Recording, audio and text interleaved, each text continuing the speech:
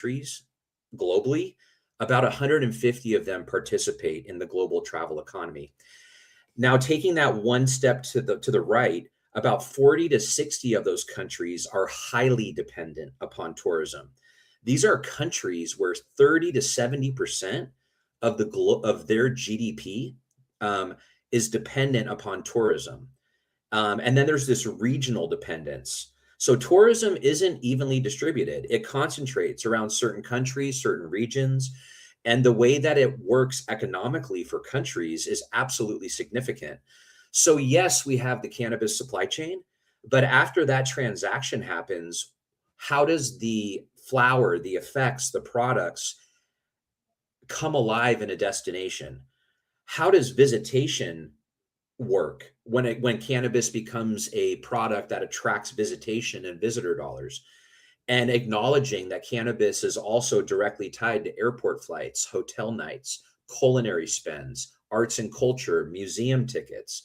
There is a ready, willing, and able audience called the cannabis motivated travel audience. And this is an audience that wants to visit destinations that offer a cannabis tourism experience. And this includes medical tourism, this includes leisure travel, and also wellness travel, the fastest growing category of tourism. And cannabis is this ancient medicine plant, right? So it's kind of coming out of prohibition. Now we're rediscovering all these therapeutic compounds. There's a lot of confusion between cannabis and hemp. There's also a lot of learning for the cannabis industry to do about what's the difference between leisure travel, medical travel, and wellness travel. And how is the cannabis visitor audience different than the cannabis consumer audience? So it is a global conversation. It's economically incredibly important.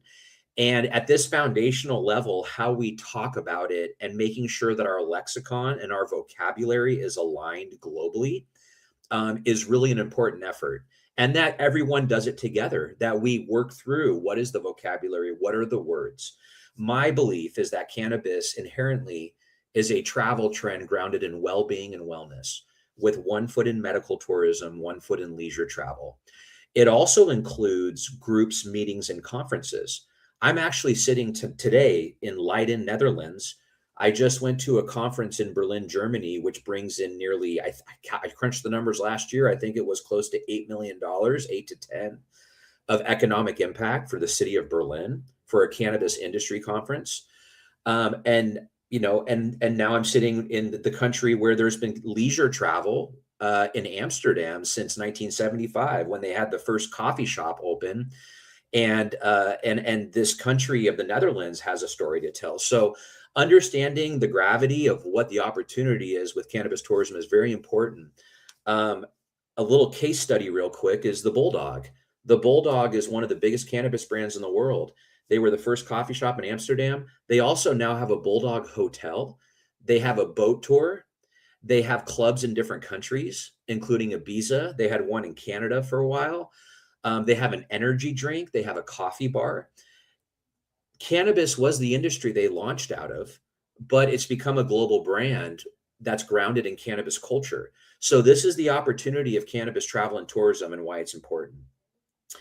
I want to talk about two different economies that exist within cannabis and hemp travel and tourism, and what I see with this intersection of AI as well. So when we look at the economy, you see commodities, products, services, and then there's the experience economy and the transformation economy. I'm of the belief that with the emergence of AI, the economies that are going to get automated the fastest with that technology is going to be the commodities, products, and services. Services being time saved, right? Things that you want to do quickly, like an oil change or a haircut, things like that. When you step over that line to the experience economy, it becomes much more human, and it becomes these moments of emotion and memory. And instead of time saved, it's time well spent. And then there's a step further, which is the emerging transformation economy. This is human flourishing. This is learning how to elevate your quality of life and gaining knowledge and wisdom. And I really do believe that with cannabis and hemp emerging into the tourism sector and integrating into that, with that kind of layer of AI that's coming in, the role of cannabis and hemp in the global experience economy and the transformation economy is going to be an incredibly important story, especially because in theogenic effects, the microstate, the flow state, the journeying, where time and space shift, where the present moment is magnified, this conversation is really important, and I'll tell you exactly why. Because in theogenic effects, whether they're microstate, flow state, or journeying, they shift time, space, attention, and how you spend. And the fact that they influence human behavior in that way matters. And when you look at the cannabis motivated travel audience, which I've been studying for about 5 years now, there's the cannabis traveler, the cannabis wellness traveler, and the cannabis connoisseur traveler that spend money every year on vacation, whether that is need based, like medical tourism, or leisure travel. And this is an economic opportunity for destinations. So, for all these reasons, the global relevance of the travel economy, the rise of wellness tourism coinciding with the rise of access to the cannabis and hemp plant, this meeting today and this conversation globally is really important. And it starts with lexicon, language, and data, and really clear communication. I just want to take a couple minutes. I know that I'm running short on time, but I want to touch on hospitality where it becomes real. Because while travel is the system, the $10 trillion economy, hospitality is where it is the interface. This is the guest experience layer. So understanding where value is derived, where it was felt, where it's remembered. How did those hotels prepare to serve a cannabis interested traveler? Do they have CBD massages in their spas, in their wellness centers? When it comes to culinary, is there a connection between cannabis as an appetite stimulant and the reservation at your Michelin star restaurant while you're visiting the destination? And how does it all make you feel from a wellness point of view?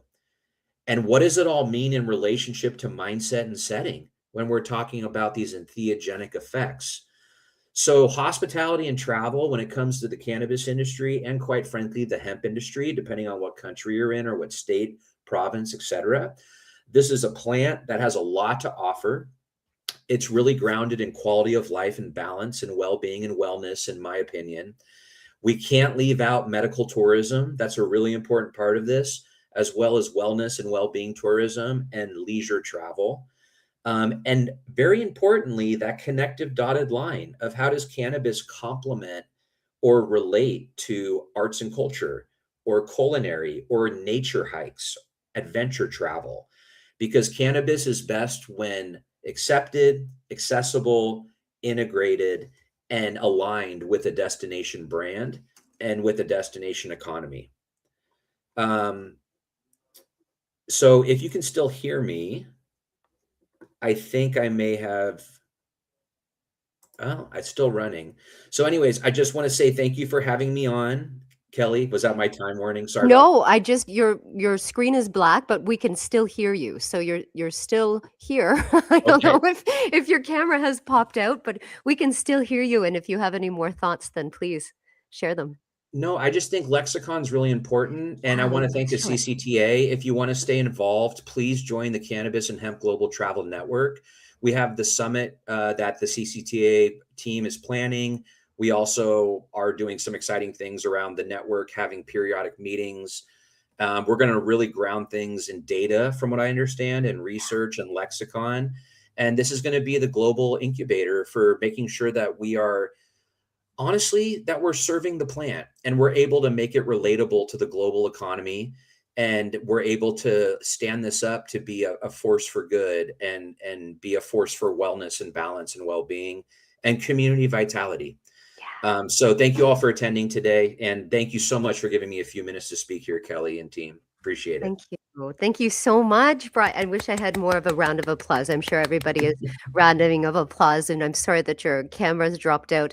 But thank you for sharing that, and thank you for being part of that pioneering movement of the World Cannabis Tourism Day, September 27th. And like Brian was saying, we're creating a global council, a network of humans that want to participate and be together. We're going to meet on May 21st. So check us out, CanadianCannabisTourism.com, or even email admin@CanadianCannabisTourism.com. If you'd like to join, we need you if you're around the world. And we really are focusing on international travel, world, global travel, cannabis tourism. Today, Brian's saying he's in Europe. We have Otis, who's coming up in a little bit. He's in Scotland. We have Thiago's coming up. He's in Brazil. But right now, we're going to meet with our fellow Canadians of the Canadian Cannabis Tourism Alliance. And we have our president, Waleed Farah. We have our vice president, Jeremy Smith, if you're still there, my friend. And we have our director of tourism, Karen Mariano. And I call them the Can Avengers because I believe that we're volunteers. We're from the CCTA. And I just believe that this group of humans are heroes. They're heroes to me, and they're heroes to serve our plant. Like Brian was saying, it's so important to have reverence for the plant, to steward the plant, to have respect for the plant, and to do everything what we do for the plant. And I can say for absolute certain that this team here are here for the plant. So thank you, my team, my partners, my best friends, for being and joining us here today on this summit. Jeremy, I'm wondering if you're still here. Are you there? I see Jeremy popping up in another way. I know Jeremy is a dad first and foremost before anything else that he does. And he is on his way to pick children up from school because we're at the end of school here. There we go. I think that maybe his sound isn't working and ours is, or something like that, or he can't hear us. But that is Jeremy. He is our vice president, and someone that I call I our can't hear Avenger. anything, guys. Yeah, I don't think that he can hear. Can you hear? No? Karen, can you hear?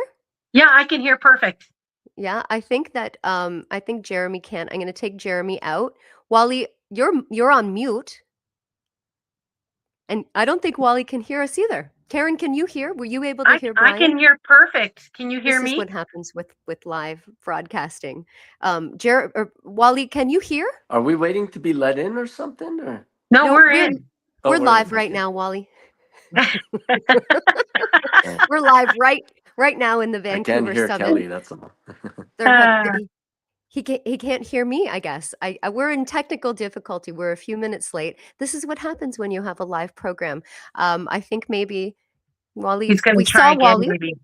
I think maybe he's going to try it again and come out and come back in. So Karen is just going to be a girls' chat right now. That's fine. Oh, I love it, Kelly. We'll just take it over. Girl power. That's right. That's what it is.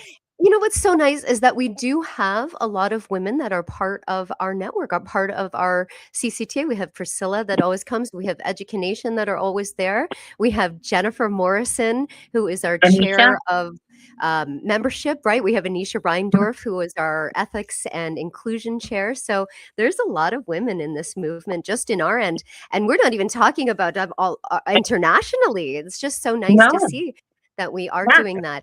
I have some pretty pictures to show here. So we'll show some pretty pictures while we're waiting for Molly and Jeremy to come up. So if you want to join the CCTA, you can come to our CCTA meetings. You can join right now. CCTA, CanadianCannabisTourism.com. We are members. They can come right now. They can join. I don't see Wally or Jeremy that has come back up. So you and I will just chat a little bit. So that was a beautiful day on September 27th. We had we went for 4 hours. We went from noon until 4:20 in the afternoon. And it was a busy day, and we met people all over the world, and now they're starting to come back. And whenever I'm talking to people that are international cannabis tourism pioneers, you know what they say? They say Canada is doing it first. Canada is the model. Canada is role modeling because we legalized first. So we're the people that when you go to parks, we don't just have a no smoking sign, you have a no cannabis smoking sign, right? And that's all over Canada because it's so integrated in our society.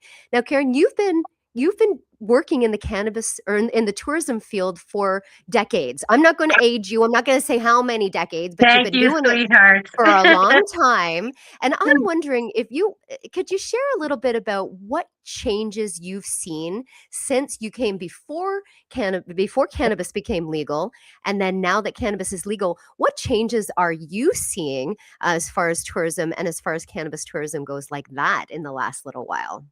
I'm actually seeing so many international people traveling to our area because of the availability of cannabis in their lifestyle, whether it's through medical, whether it's recreational, whether just for information purposes. Now, I am doing some wine tours, and I have to say that the majority of the people that are on my wine tours imbibe in that delicious cannabis, whether it's a gummy, whether it is a drink, or even just smoking. And they do this on their own, basically in between all the different stops. And because it's legal, that they can sit out on the park bench or in the wineries really don't care. As long as you're not doing it inside their property, they're fine. So I see the more being acceptable in the tourism avenue. Now, when it comes to the hotels, Niagara Falls, of course, is one of the leading tourism areas of Canada, and the hotels actually have, little smoking areas for the cannabis as well as tobacco smokers. So I find that kind of cool that they've acknowledged, accepted, and I know a few of those hoteliers are actually business owners in the cannabis realm as well, getting ready to put it into their properties along with the casinos that are coming this way as well. But I also see that people are interested in learning more about cannabis. So working in the hotels previously, I would ask questions in regards to, it didn't matter what age you were. Is this something that you would like to do? Would you like to have a cannabis experience in a workshop, in a tour, combined with wine, combined with food? What is it that you are interested in if we incorporate cannabis? They want it all. They want it all. The older people want to know more about how they can, purchase a rub. The younger people, they like the gummies and the smoke. More mature people, we like everything, including the wine. But it is in the last 5 years, not so much since it's been around since 2018. It's really the last 5 years that I've seen more and more acceptance. Now, if we could get a little bit of that stigma removed for some of the powers to be out there, I think that we are just going to just flourish. The other thing is I've been traveling internationally, and I've been talking to different growers in different countries. And I have to say that they are watching us. They realize we are the first ones to be legally across the whole country. The only problem is that sometimes they don't understand or know what they can do when they get here. And that is what, our CCTA is really trying to do internationally, helping others that are traveling to understand what they can and can't do in Canada when it comes to cannabis. Basically, having a wonderful portal to go into to show you where you can stop, where you can buy, who you can talk to, what kind of experiences that are available, just little things like that. And once we open up the avenue of advertising, then it's just going to take off like mind busters. So. Right. No, I agree. I love that point. That's so important. So, are you finding then that international travelers are actually coming to Canada? They're choosing Canada Yes. because they can access cannabis. And is it for just for recreation, or are people coming here because it's medical as well? Are they are they coming here for those kinds of They're benefits? coming for both. Now, just to give you an idea, last year I had this lovely couple, and they need cannabis to survive.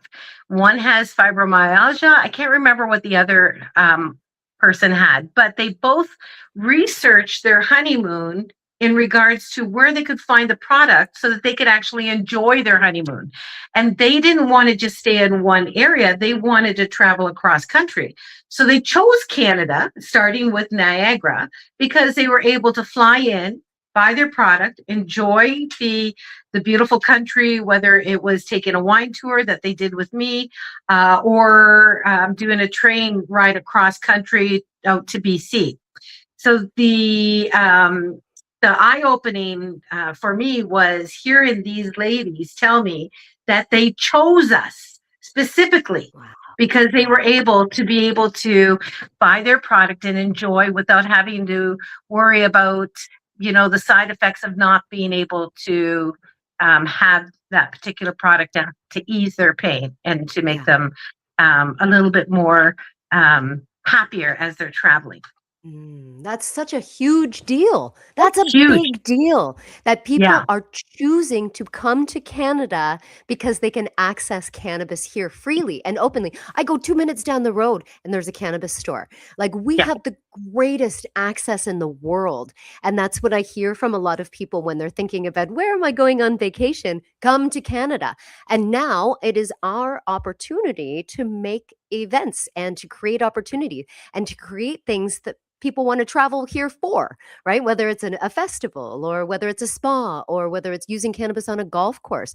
We are creating that. And that's what a lot of our operators and our members of the CCTA are doing. I mean, we had a member that was a dog sled operator, right? I don't think he operates anymore, but wow, right? He's People still like looking dog at it, sled Jacob. with Yeah. cannabis. Yeah.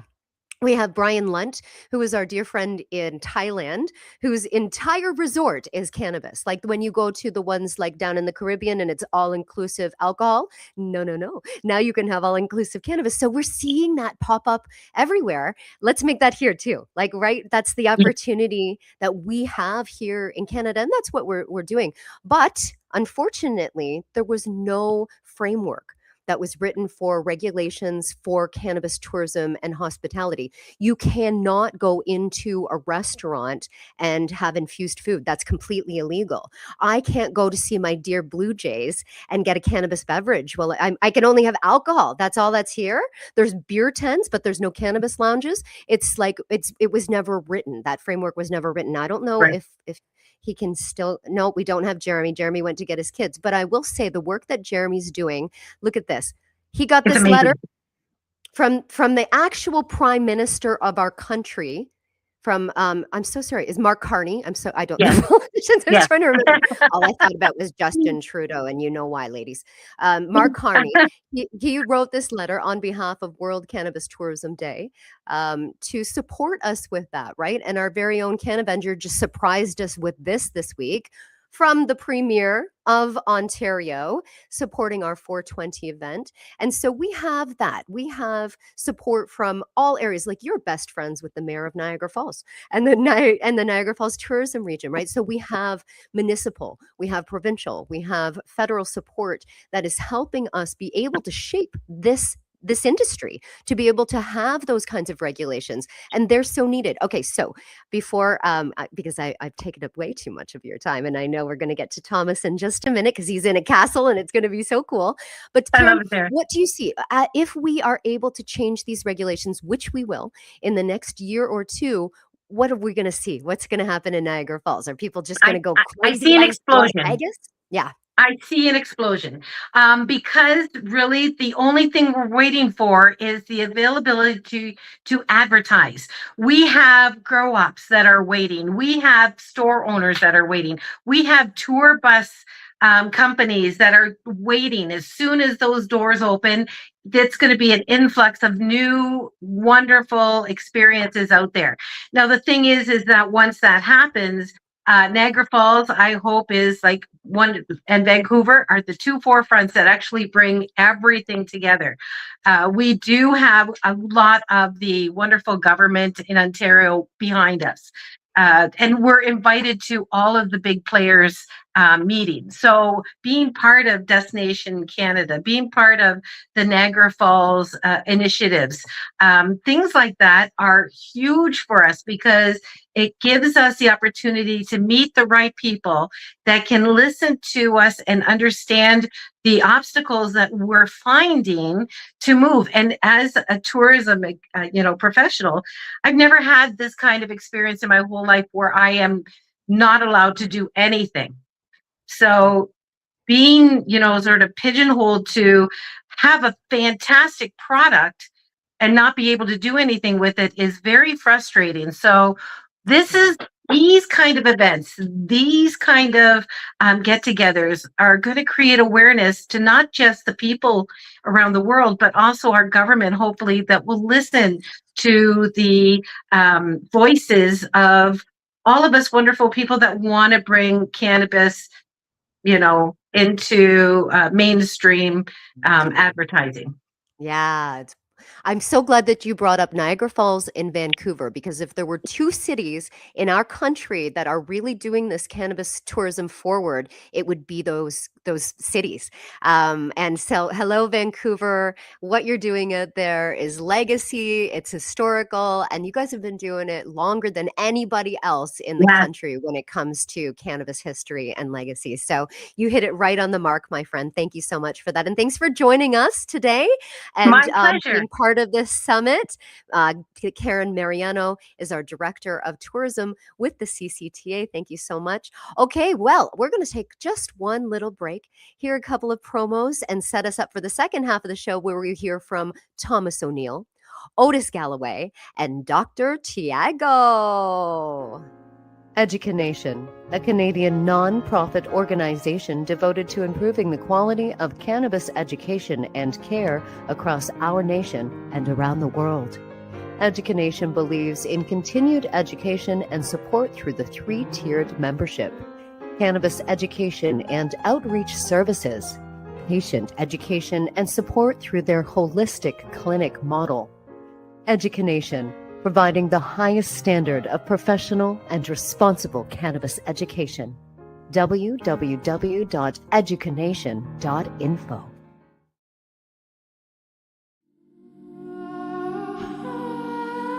One of the biggest areas for growth in the cannabis industry is actually cannabis hospitality. And did you know you can start your own business for under $5,000? Allow me to take you through my mentorship program to receive your Cannabis Hospitality Stewardship Certificate, where we're going to allow you to understand this plant in a way in which you can actually shepherd the plant to people. And not only a way to start a new career, but a way to actually enrich people's lives so they can use the benefits of cannabis to enhance their lifestyle. Please join me on this revolutionary journey.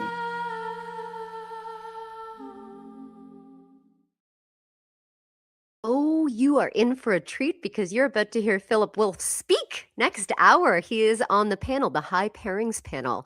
And boy, that will be a treat, let me tell you. One of my favorite people to hear speak. Another of my favorite people to hear speak is the Butter Baron of Cannabis. How you doing, buddy?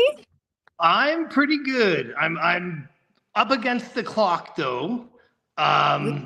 You take as long as you need. I'm going to take myself up. Butter Baron's going to tell us about the Tourism Chronicles. He's going to tell us about the Caribbean. And he's in America right now pioneering. Tell us what's going on there. I am currently in Buffalo, setting up a culinary cannabis infused dining event. Our guests show up at 4, so I can't really go too long. Our clients, Nativa, are an indigenous brand in New York, and we've settled in Buffalo to a pretty impressive venue. And what we're doing is doing a fully indigenous themed meal bannock butter board, things like this, and demonstrating infused dining. But we've also got game meat that were hunted by the Seneca people. So we're really combining a lot of different culinary pieces. There's Chef Tim.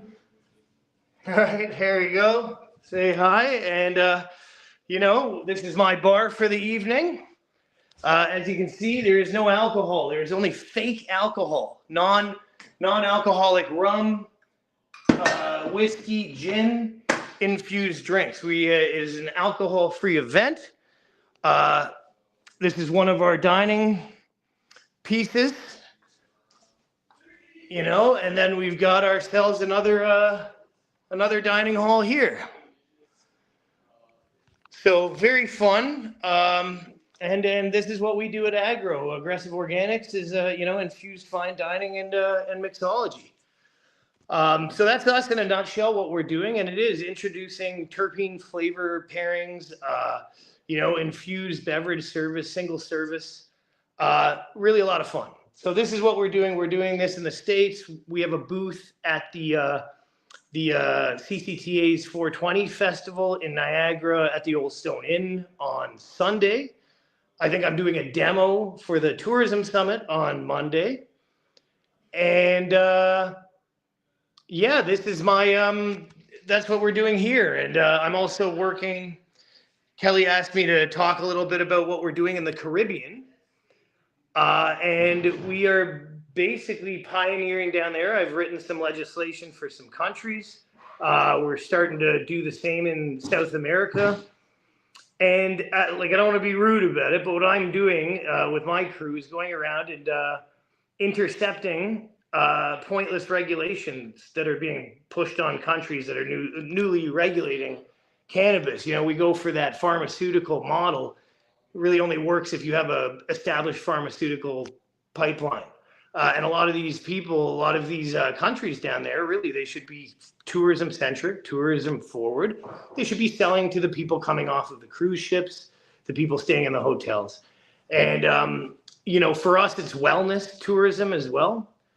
So, we work on the Nature Island. We are all about sustainability and building out an industry that is, that celebrates all factors. Where we are working in the Caribbean, there's a large indigenous tribe, the Kalinago, and there's legislation in there that includes the indigenous people in a way we didn't in Canada, which is changing also. I'm working with both provincial board and indigenous interests to try to figure out a way where we can all work together in a beneficial way. And the conversation in a lot of those rooms is tourism. In Ford's office, in Carney's office, when we're talking about cannabis right now, it's not just about pharmaceutical. It's about actually progressing a tourism model.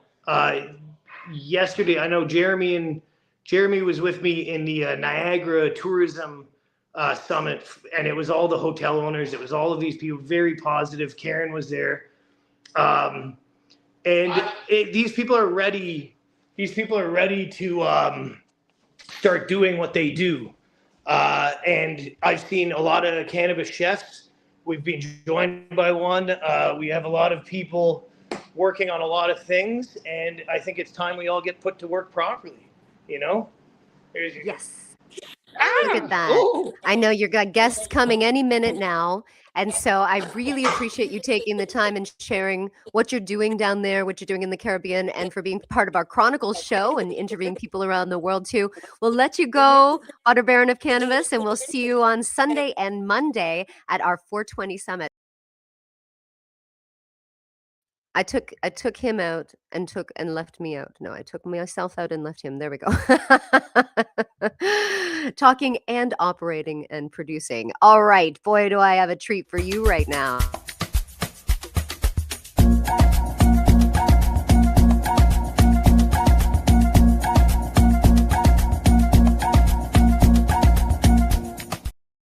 Oh my goodness, who's that name? Otis devil. Galloway. And you wrote the I music for that intro too. I love that music. You are a musician as well as a host of our oh, podcast, I the wear Cannabis many I wear Tourism many Podcast. hats. I Many wear many hats. hats. You're part of the CCTA, and you are in Scotland right now. And it's goodness, it's 8 o'clock at night or 9 o'clock at night where you are right now, Yes, it is. traveling with We're in the Scotland. evening. Yeah. It's getting dusky out here. It's a very lovely sunset and been very nice, calm, very a very lovely day actually. We had some sunshine, which is rare up in these parts. Yeah, I know it's rainy and windy in Scotland, but we love it anyway. Hey, so Otis, we're in our third season. I think we just did Yeah. episode 4 or 5 with Zoe a couple of weeks ago. It just aired this Yes. past week. Oh my goodness, I love this show, and you're a wonderful host, and I Oh, appreciate when you come thank on you and you very much. host the As the people. My favorite thing that you say is that you love the people, that you, when you're interviewing them, you say, I can't believe I've just met another person from around the world. So I'm wondering, maybe you can share a little bit about highlights, some of yeah, the people that you've met. Share a little bit about that with us, you Otis. know, I have to say, I knew like it was going to be a really good season when the first person I interviewed was actually from my place of birth, Bermuda. And from there on, it's been both educational and inspirational. The thing I'm really noticing is that the female energy and I like to call it re-liberation because all we're doing is re-liberating the flower. Um, I've noticed there's a lot of women getting involved at the grassroots level, and that's an awesome thing because I think without women being an integral part of this, it can't really be a movement that's going to have any kind. Because women, I'm telling you, man, when women get involved, there's some revolutionary things that take place, and I'm getting to see that energy. But yeah, there's a lot of feminine energy within the cannabis roots, like the grassroots of the movement. But the sustainable tourism, every person you talk to brings so much passion and energy. Um, you can't help but get excited about it, and it makes you want to get excited about it, and you want to really convey that passion to the viewers and to the listeners, and let them understand how I kind of feel like there's there is no limit to what we can do, and there's like we haven't even begun to explore all of the options and the things that can be built around cannabis tourism and how it can become this sustainable engine of not just tourism but creativity. There's all sorts of things that can come out of this, and I mean really the sky's the limit. Yeah, yeah. I'm glad you brought up Bermuda. What Nicole is doing down there. Holy, like, Yes. and we talked to the people, like we talked to Marcella in Yeah. Uruguay. Oh my gosh, I think that's one of my most favorite interviews ever because she just really gets the spiritual combination of food and cannabis, right? And like, Mhm. and really understands how to pioneer that. And Uruguay, I mean, Uruguay legalized before Canada did, and they have Exactly. clubs down there. And I like their club model that you can go and you can buy, you could become part of a club, a member of a club. You can buy your cannabis there, you can hang out there, you can grow there. And it's like, it's very communal. It's something that we missed out here in Canada. I hope when we free the plant in Scotland, which this is the mission that Otis and I and a wonderful network of humans are doing, we're freeing the plant in Scotland. I hope that when that happens, they'll have the model there of this cannabis club. That was one that was interesting. Who else am I missing? Claire, that was your first in Scotland. That was your Yeah, first one. that's right. Talk a little bit Yes. about some other highlights. Well, I think like you know when we talked to Dr. Thiago, who's going to be on later, that was a really one of my favorite episodes. Um, oh my God, Fame O'Neill from New York. Oh, Yeah, what a she bright was light so much there fun. she is, eh? Yes, and she really got us educated on what's happening in the New York scene.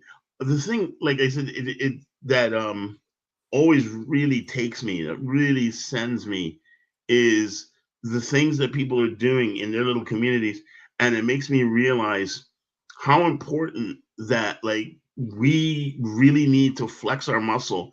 And I think first and foremost, having advisory boards that are built of people from our community, meeting with the lay people from the government and what have you, and we can talk to one another and really convey the things that we want to do. Because I think that if we've got people speaking about it and articulating about it and about the different facets and the different configurations, we can really build some fantastic constructs of things. I mean, the relationships between cannabis and music, the relationships between cannabis, music, and food, the relationships between cannabis and food. I mean, when you take them apart and put them together, there are these wonderful modular experiential kind of packages that we can put together. And I mean, the sky, truly, the sky is the limit on these things. Yeah. Yeah, it really is. It really is. And my motto and my mission is global freedom of the plant. So the more that we talk to people around the world and the more that we have that conversations and share what they're doing and, look what this person's doing, follow them and go to Thailand, go to see fame in New York, wherever, right? And that's how we get that through, and that's how we free our plant. Otis, thank you so much for joining the CCTA, for being part of the movement there, for being part of the show, and for being part of our summit today. And watch Otis on KGL TV doing the Cannabis Tourism Chronicles every other Wednesday on KGL TV. Thank you so much, Otis, for bringing your joy and visiting with us today. We have one more guest. I'm so glad that Otis brought up Dr. Thiago, because I too, when I hear him speak, wow. And like he was saying, like when we're talking about pioneering cannabis tourism, like since the early 2012, was it 2010? Dr. Thiago, tell us what's going on in your part of the world. You're in Brazil, right, today? Yes, good afternoon, Kelly. Thank you very much for the invitation. It's a huge pleasure to be here and to share a little bit what's happening here with cannabis tourism here in Brazil. I prepared a small presentation for not losing myself and my thoughts, so I'm going to share with you guys now, okay? So the title of the presentation is Legal Cannabis Tourism in Contemporary Brazil and the Construction of Future Scenarios. So for us to start understanding cannabis tourism in Brazil, it is important to present a brief introduction about what's happening here in cannabis in general. So Brazil was one of the first countries to establish prohibitionist laws regarding cannabis consumption. It was called the Pito do Pango law in the city of Rio de Janeiro in 1830. Since then, the war on drugs in the country has been strongly influenced by racial bias, with Black and poor people suffering much more severe negative consequences of the war on drugs than white middle-class individuals.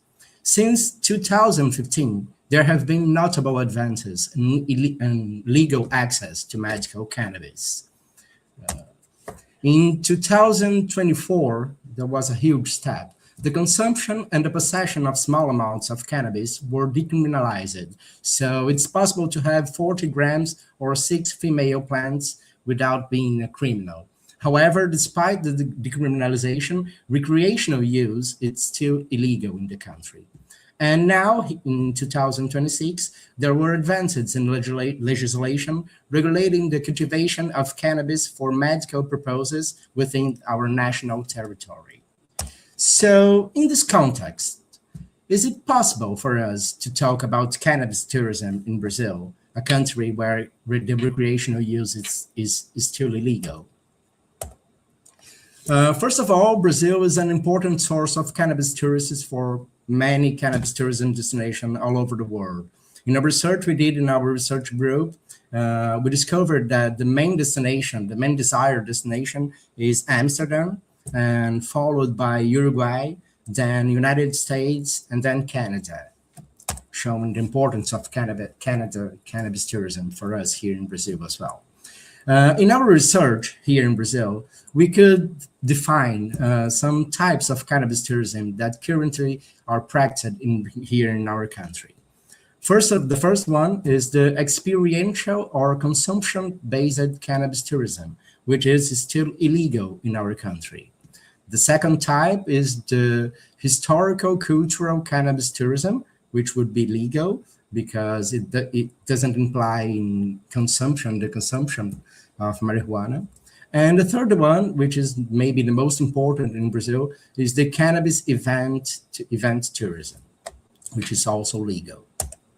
So talking briefly about experiential or consumption-based cannabis tourism, it happens here in Brazil, even though it's still illegal, the recreational use. And it happens in places with greater tolerance toward cannabis use. Generally, places associated with a historical presence of hippie movements or countercultural movements in general.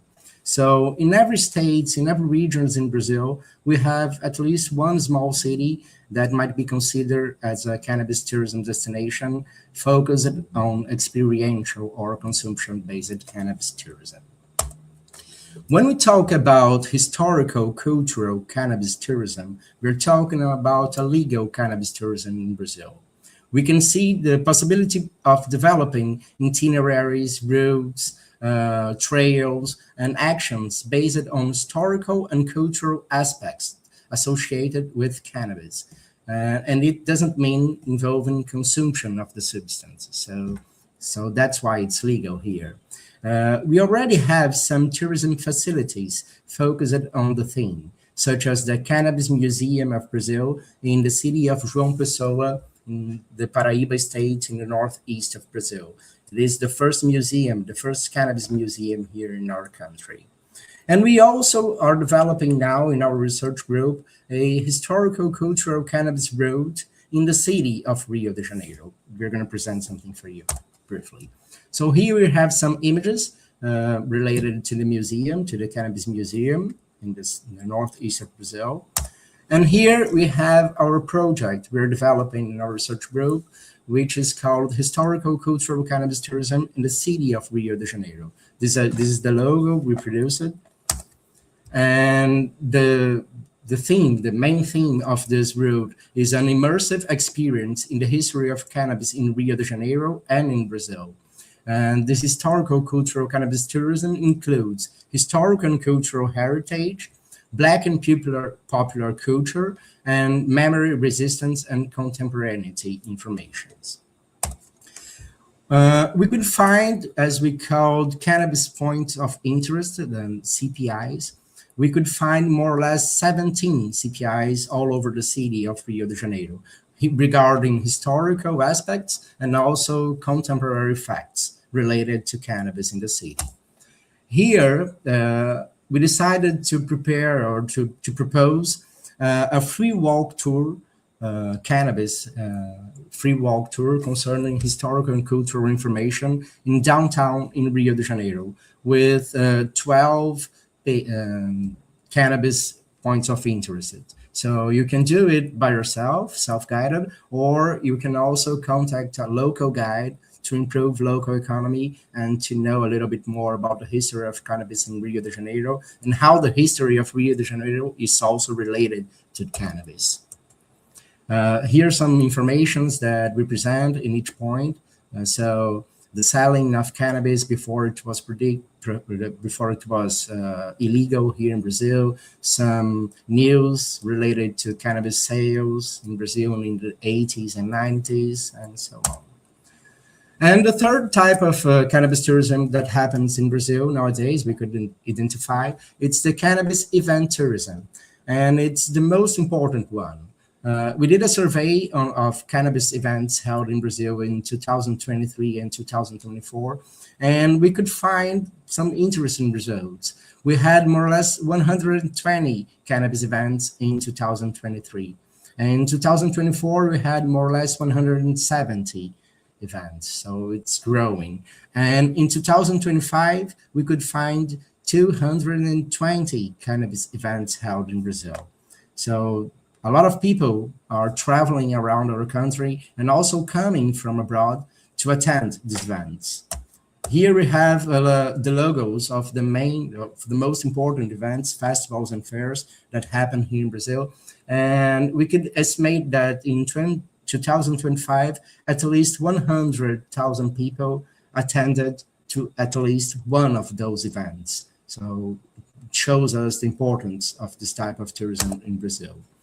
Here we have the poster of an event we developed in our university, in the State University of Rio de Janeiro, where we get together a lot of people that are working or are dealing with cannabis in Brazil in so many different areas or perspectives. So in culinary and tourism, in legislation, in events, in marketing, in all different aspects.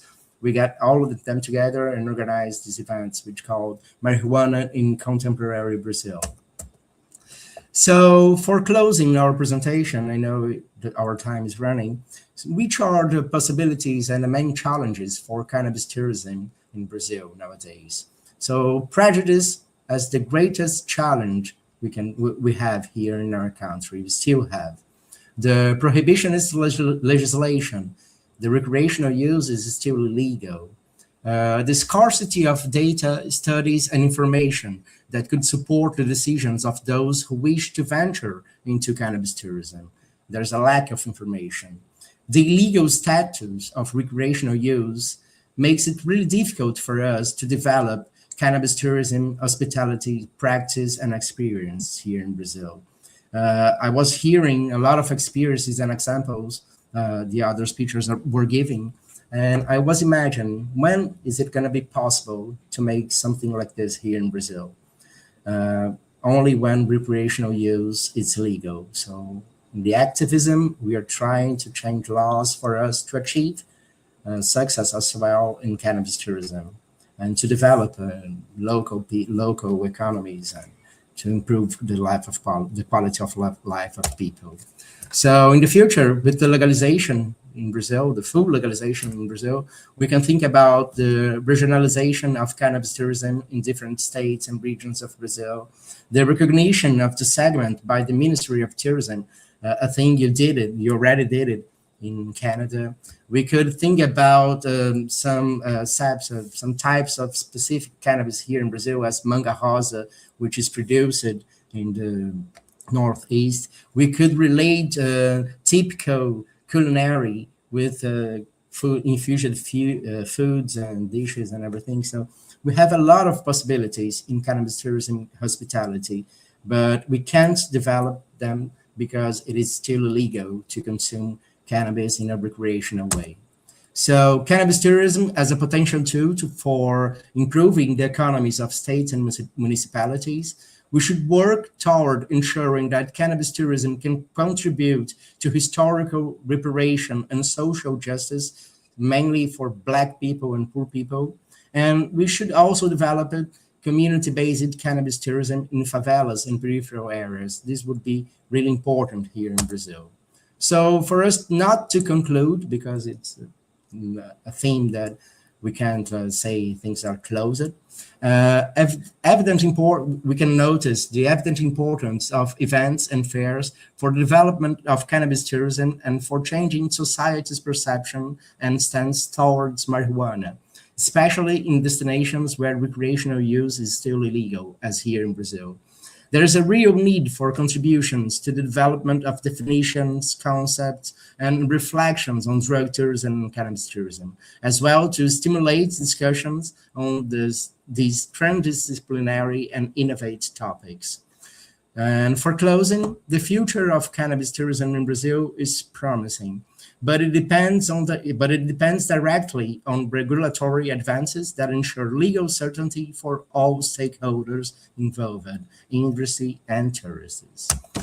Thank you very much for your attention. I think my time is almost over. Here I have my contacts, and it was a huge pleasure to be here with you. Thank you very much indeed. Oh, Dr. Thiago, you're amazing. You're amazing. Thank you so much for taking the time for sharing that amazing information.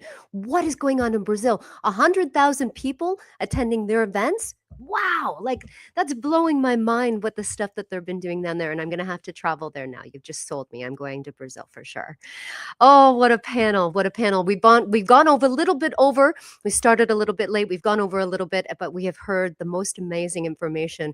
Global World Cannabis Travel hemp and cannabis travel around the world. It is that light. It is building, and we are at the forefront of it. So thank you, CCTA. Thank you for that panel. And now I'm going to introduce the next panel.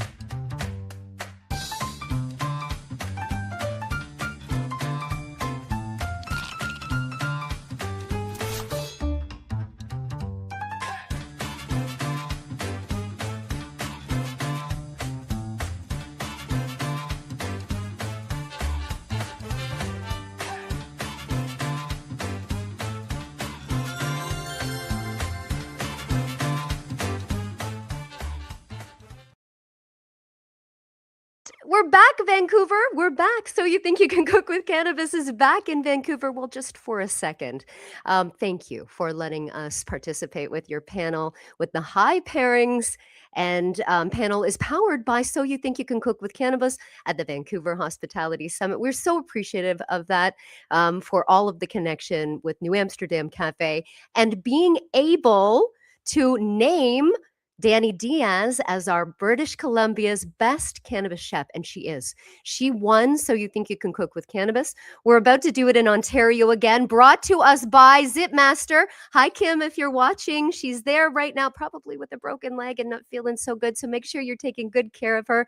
Dani Diaz is coming up, and now I have the honor to be able to hand this panel over to the great Nicole Hines. Thanks, everybody. Thanks for joining us today.